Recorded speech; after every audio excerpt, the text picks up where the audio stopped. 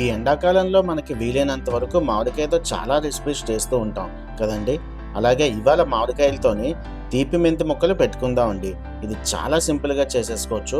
అన్నంలో నంచుకోవడానికైనా లేదా టిఫిన్స్ లాంటివి ఇడ్లీ దోశలోకి నంచుకోవడానికైనా సరే ఇది చాలా బాగా సెట్ అవుతుంది. చాలా సింపుల్గా చేసేసుకోవచ్చు. ఇది కనీసం 2 మంత్స్ అయినా ఫ్రిడ్జ్లో పెట్టుకుంటే నిల్వ ఉంటుందండి. సో ఇంకా ఆలస్యం చేయకుండా ఈ మామిడికాయలతోని తీపి మెంతి ముక్కలు ఎలా పెట్టుకోవాలో వీడియో మొదలు పెట్టేద్దాం పదండి.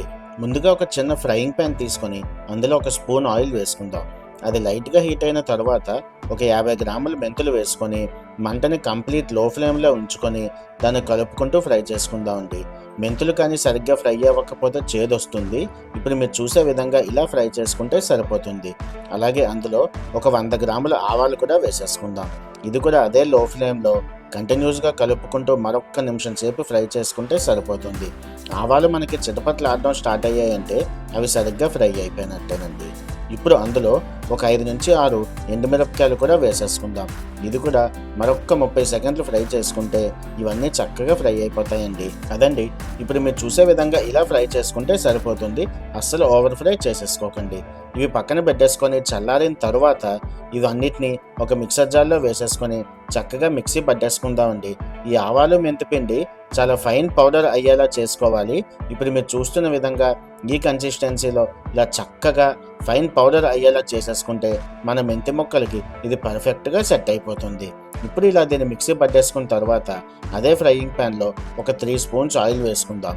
అందులో ఒక స్పూన్ ఆవాలు వేసుకుందాం. అలాగే ఒక 2 ఎండుమిరపకాయలు కూడా వేసేసుకుందాం. అదేవిధంగా ఒక 2 పంచుల ఇంగువ వేసుకుందాం అండి. ఇంగువ ఈ తీపి మెంతి ముక్కలకి మంచి ఫ్లేవర్ ఇస్తుంది. సో ఇంగువనైతే అస్సలు స్కిప్ చేయొద్దు. ఇలా ఇవన్నీ ఫ్రై చేసేసుకున్న తర్వాత దీన్ని పక్కన పెట్టేసుకుందాం. ఇప్పుడు ఒక బౌల్ తీసుకొని అందులో మనం ఇందాకలు చేసుకున్న ఆవాలు మెంతి పిండిని వేసేసుకుందాం. తర్వాత అందులో ఒక 50 నుంచి 60 గ్రాముల ఉప్పు వేసుకుందామండి. నేను మీకు మెజర్మెంట్స్ చెప్తున్నా, గుర్తుపెట్టుకోండి. మీరు ఇలాగే ఫాలో అవ్వండి, మీకు పర్ఫెక్ట్గా వస్తుంది. ఇప్పుడు అందులో ఒక 100 గ్రాముల కారం కూడా వేసేసుకుందామండి. కారం అయితే మీ పర్సనల్ చాయిస్ అండి. కాకపోతే ఇది తీపి మెంతి ముక్కలు కాబట్టి మరి ఎక్కువ స్పైసీగా ఉంటే అంత బాగుండదు. ఇప్పుడు అందులో ఒక చిటికెడు పసుపు కూడా వేసేసుకుందామండి. తర్వాత మనం ఇందాకలు ఫ్రై చేసుకున్న ఆవాలు ఎండుమిరపకాయలు ఉన్నాయి కదండి, అది ఆయిల్తో పాటు పూర్తిగా చల్లారిన తర్వాత ఇందులో వేసేసుకుందాం. ఇప్పుడు వీటన్నిటిని చక్కగా కలిసేలాగా కలిపేసుకుంటే సరిపోతుందండి. ఇది చాలా సింపుల్గా చేసేసుకోవచ్చు. బయట అయితే ఒక 20 రోజులు నిల్వ ఉంటుంది. అదే దీన్ని ఫ్రిడ్జ్లో కానీ స్టోర్ చేసుకుంటే కనీసం 2 మంత్స్ అయినా అదే ఫ్లేవర్తో ఉంటుందండి. ఇప్పుడు అదే ఫ్రైయింగ్ ప్యాన్లో ఒక 200 గ్రాములు బెల్లం వేసేసుకుందాం అండి. అలాగే అందులో 1 స్పూన్ నీళ్లు వేసుకుంటే సరిపోతుంది.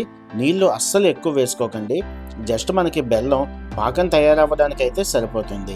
ఇలా నీళ్లు వేసేసుకున్న తర్వాత దాన్ని మీడియం ఫ్లేమ్లో పెట్టుకొని ఇలా కలిపితే మనకి మ్యాక్సిమం 2 మినిట్స్లోనే ఇప్పుడు మీరు చూసే విధంగా ఇలా బెల్లం పాకం రెడీ అయిపోతుంది. ఇప్పుడు ఒక బౌల్ తీసుకొని అందులో ముందుగా మామిడికాయ ముక్కలు వేసేసుకుందాం. మేమైతే 2 మామిడికాయలు తీసుకున్నామండి. వాటిని ఇలా చిన్న ముక్కల్లా కోసుకొని వేసుకున్న తర్వాత అందులో ఒక 3 స్పూన్స్ పచ్చి నూనె వేసుకుందామండి. ముందు ఆ పచ్చి నూనెని ఈ ముక్కలన్నిటికీ పట్టేలాగా ఒకసారి కలిపేసుకుందామండి. ఇప్పుడు అందులో ఆవాలు మెంతిపిండి మనం రెడీ చేసి పెట్టుకున్నాం కదండి, అది మొత్తం వేసేసుకుందాం. మీకైతే నేను 2 మ్యాంగోస్కి సరిపడే మెజర్మెంట్స్ చెప్తున్నాను. మీరు ఒకవేళ క్వాంటిటీ పెంచుకుంటే ఇదే మెజర్మెంట్స్ని దానికి సరిపడే విధంగా అడ్జస్ట్ చేసుకోండి, కరెక్ట్గా సరిపోతుంది. ఇప్పుడు అందులో మనం ఇందాక రెడీ చేసుకున్న బెల్లం పాకం కూడా మొత్తం వేసేసుకొని చక్కగా ఓపిక్గా కలిపేసుకుందామండి. మనకి ఇది స్టార్టింగ్లో కొంచెం గట్టిగా చాలా థిక్ కన్సిస్టెన్సీ అనిపిస్తుంది.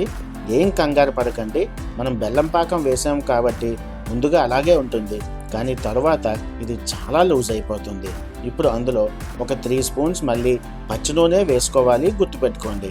ఇలా నూనె వేసేసుకున్న తర్వాత ఇది మరొక్కసారి చక్కగా కలిపేసుకొని 1 గంట అలా పక్కన పెట్టేస్తే ఇది చక్కగా సెటిల్ అయి ఆ పాకం అంతా మెల్ట్ అయిపోయి చాలా పర్ఫెక్ట్ కన్సిస్టెన్సీలో తయారవుతుంది.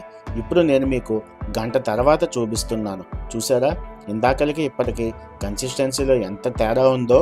అంతే అండి, ఈ సమ్మర్ స్పెషల్ అయిన మామిడికాయ తీపి మెంతి ముక్కలు రెడీ అయిపోయాయి. చూసారా, ఆ కలర్ కానీ టెక్స్చర్ కానీ ఎంత బాగా వచ్చిందో. మీకు నిజం చెప్పాలంటే నేను అనుకున్న దానికన్నా చాలా బాగా వచ్చింది ఇవాళ. సో దీన్ని ఒక బౌల్లోకి డిష్ అవుట్ చేసేసుకొని టేబుల్ మీద పెట్టేసుకుంటే ఇవాళ మధ్యాహ్నం వేరువేరు పప్పులోకైనా లేదా పెరుగన్నంలో నంచుకోవడానికైనా సరే మనకు ఒక పర్ఫెక్ట్ కాంబినేషన్ వచ్చేసింది. ఇది మీరు చేసుకొని తప్పకుండా ఎంజాయ్ చేయండి. ఈ వీడియో కానీ మీకు నచ్చితే ఒక లైక్ చేసి మా తెలుగు కుకింగ్ కల్చర్ ఛానల్ని సబ్స్క్రైబ్ చేసి సపోర్ట్ చేస్తారని ఆశిస్తున్నాను. మరొక వీడియోతో మళ్ళీ కలుద్దాం. సెలవు.